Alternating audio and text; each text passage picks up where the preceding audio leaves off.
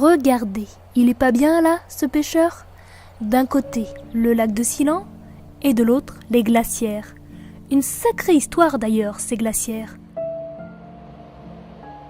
Sylvain est guide et connaît bien les lieux.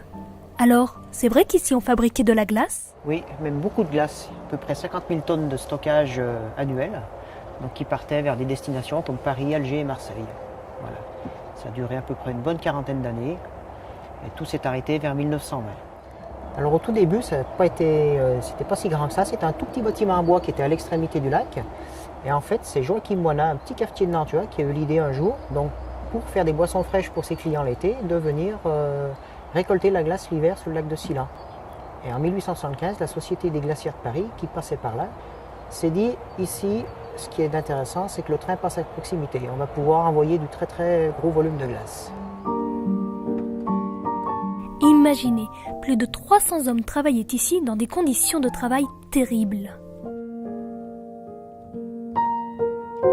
La plupart descendaient des villages, avaient déjà 10 km dans la neige fraîche par jour à faire, faisaient 12 heures de travaux ici, on va dire pour des températures clémentes de 0 degré, allant jusqu'à moins 25, et rentraient chez eux le soir. Voilà un petit peu les conditions, donc très très dur, très très froid. Vers 1920-1922, en fait, il y a 3 facteurs qui ont fait que l'activité s'est arrêtée. Le premier facteur, c'est que 14-18, il y a eu la guerre mondiale, donc les 300 hommes qui travaillaient ici n'ont pas pu venir travailler sur le site. Le deuxième facteur, c'est que l'homme a su inventer une machine pour fabriquer de la glace, en l'occurrence les congélateurs ou les frigos. Et le troisième facteur, on s'attendrait peut-être le moins, c'est que le lac est devenu un petit peu capricieux, à savoir qu'il produisait beaucoup moins de glace d'une année à l'autre.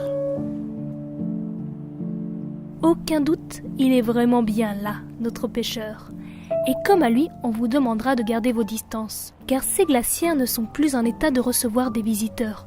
Trop risqué. Un témoignage du passé que l'on observe de loin pour mieux le préserver.